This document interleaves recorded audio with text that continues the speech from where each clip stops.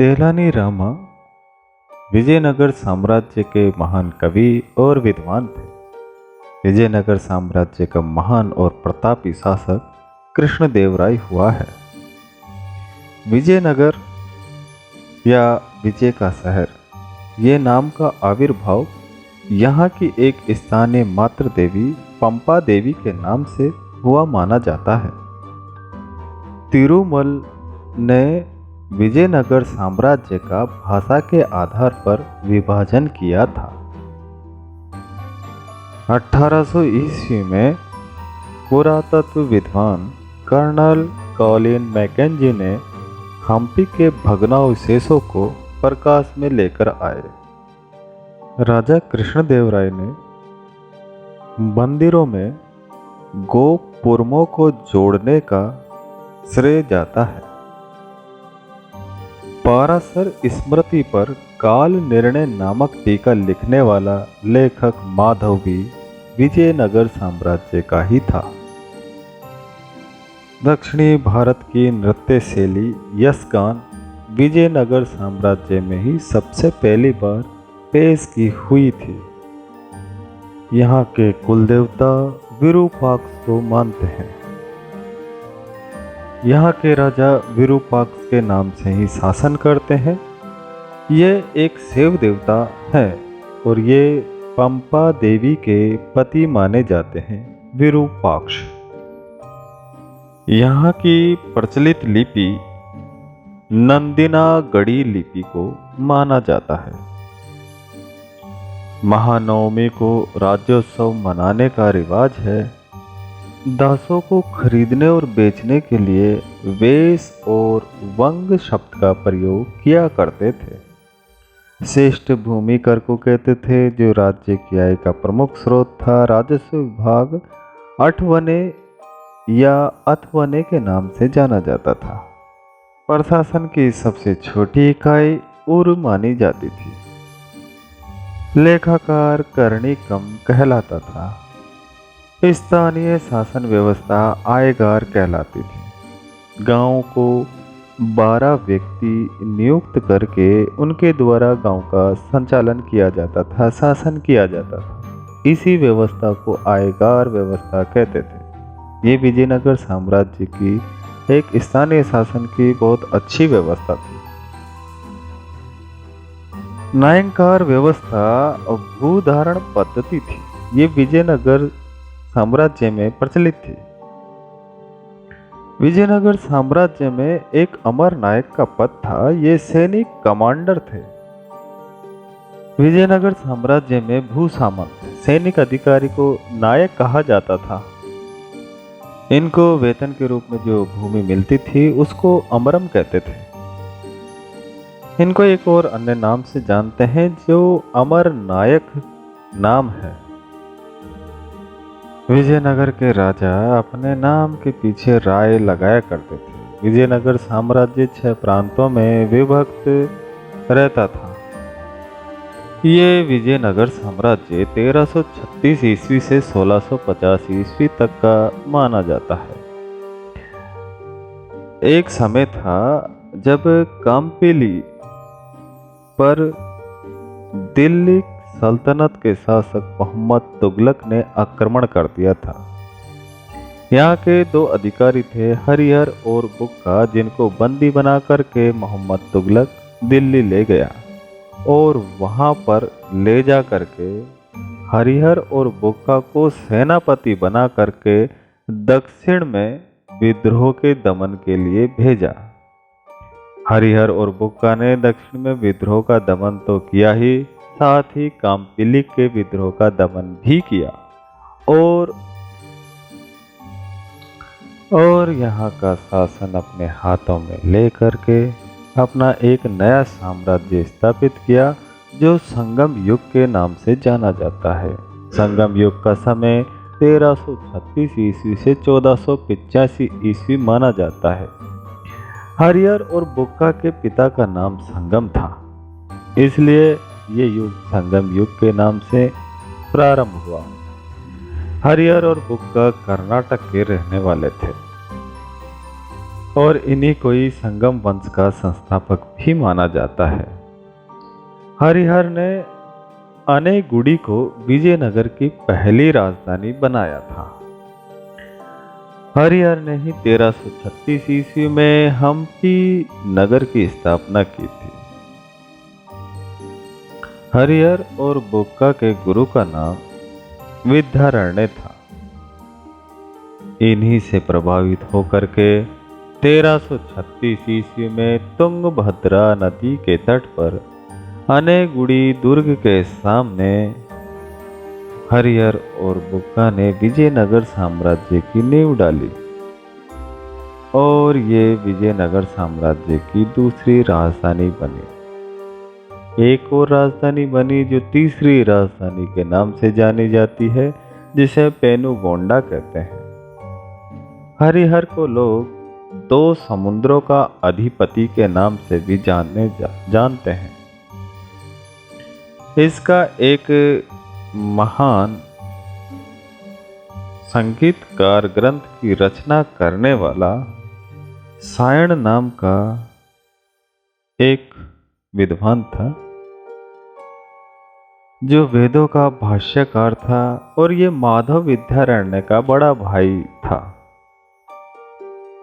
दो समुद्रों का अधिपति हरिहर को मानते हैं तो तीन समुद्रों का अधिपति बुक्का को कहा जाता है। बुक्का प्रथम, जिसने शासन 1356 से 1377 ईस्वी तक किया।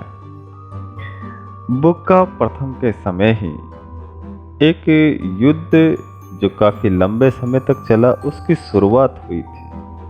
ये बहमनी और विजयनगर साम्राज्य के बीच प्रारंभ हुआ था। अगर धार्मिक सहिष्णुता की बात की जाए तो अशोक के बाद बुक्का को ही ये स्थान प्राप्त हुआ है। उसके बाद में शासन करने वाला हरिहर द्वितीय था।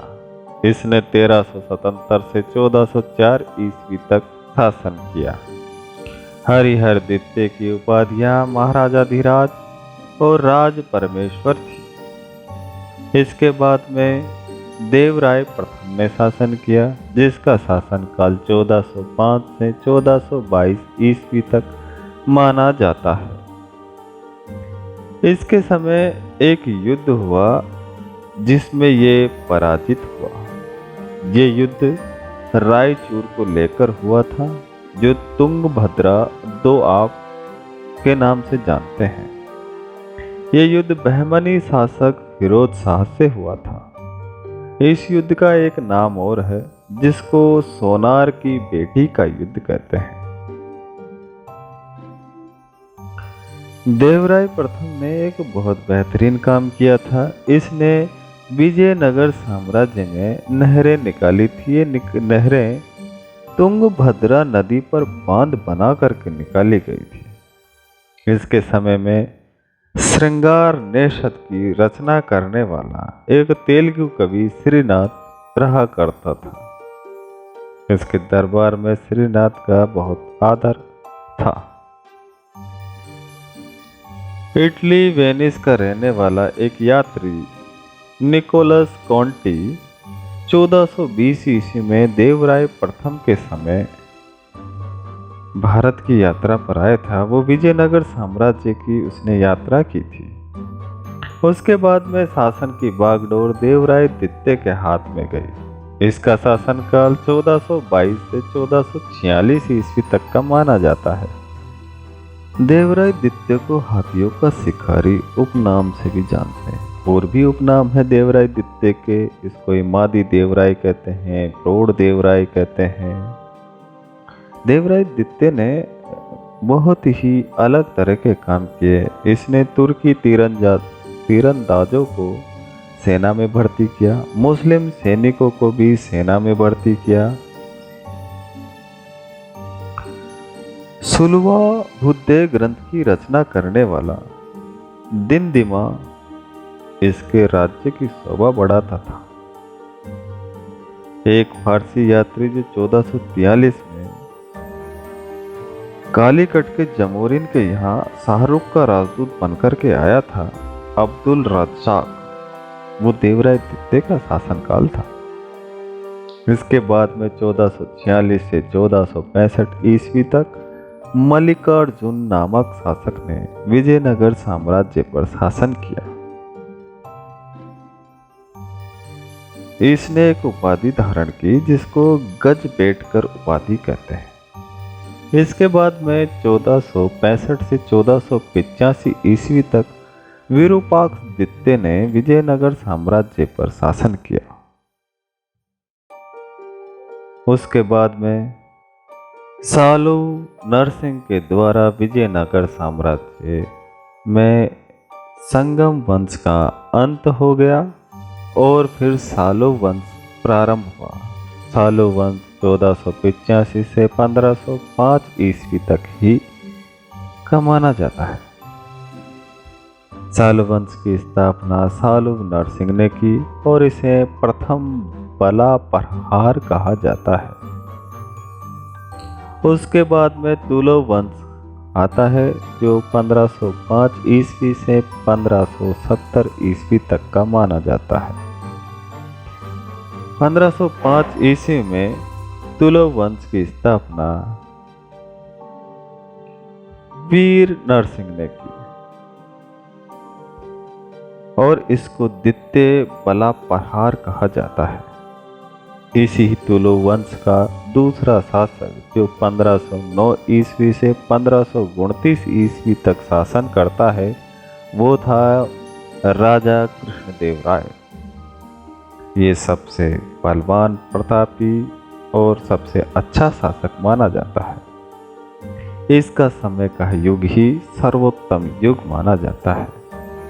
इसने विद्वानों को संरक्षण दिया, इसलिए इसको आंध्र भोज के नाम से जानते हैं। इसके समय में तेलुगु साहित्य का स्वर्ण युग माना जाता है। यह शास्त्रीय युग था। इसके समय में डुआई बारबोसा जो प्रसिद्ध पुर्तगाली यात्री था 1516 ईस्वी में विजयनगर पे यात्रा के लिए आता है। एक और यात्री जो 1520 में आया विजयनगर में, डोमिंगो पेस, ये भी पुर्तगाली यात्री था। विजयनगर साम्राज्य के शासक कृष्णदेवराय ने नगलापुर नगर की नींव भी रखी। हजारों स्तंभों वाला मंदिर और विट्ठल स्वामी का मंदिर का निर्माण भी कृष्णदेवराय ने ही करवाया था।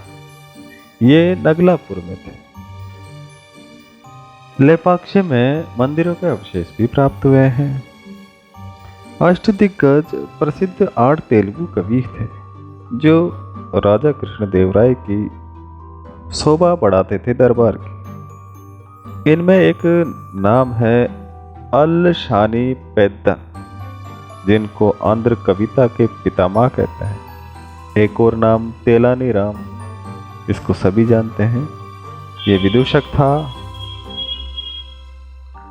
तेलानी रामा ने पांडुरंग महात्म में वो लतीफों का संग्रह ग्रंथ की रचना की थी। कृष्णदेवराय के बाद में फिर एक कठपुतली शासक आया, सदाशिव, और ये तुलो वंश का अंतिम शासक था। इसकी वास्तविक शक्ति शासन की एक मंत्री, अराबिडु वंश का मंत्री राम राय के हाथों में थी।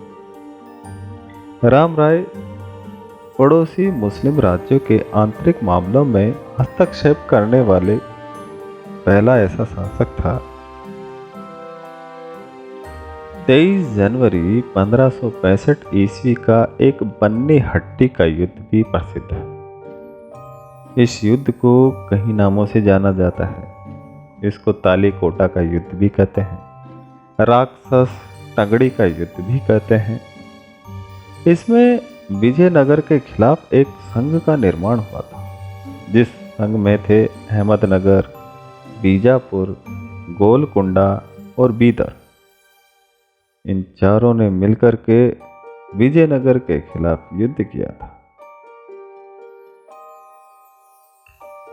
इस संघ ने मिलकर के कृष्णा नदी के तट पर राम राय को पराजित किया था। इतिहास में ये एक विनाशकारी और बहुत ही भयंकर युद्ध माना जाता है। इस युद्ध का प्रत्यक्षदर्शी रॉबर्ट सेवल था। इसके बाद में आरविडु वंश शासन करता है। विजयनगर पर आरविडु वंश का शासन 1570 से 1649 ईस्वी तक माना जाता है। तालीकोटा के युद्ध के बाद रामराय के भाई तिरुमल ने वेनुगोंडा को राजधानी बनाया। विजयनगर का अंतिम शासक रंग तृतीय था। विजयनगर साम्राज्य को पूरी तरह बर्बाद तो शिवाजी के द्वारा किया गया। विजयनगर पर सबसे कम शासन सालु वंश ने 20 वर्ष तक किया था और सर्वाधिक शासन संगम वंश का रहा, जो कि 149 वर्ष का माना जाता है।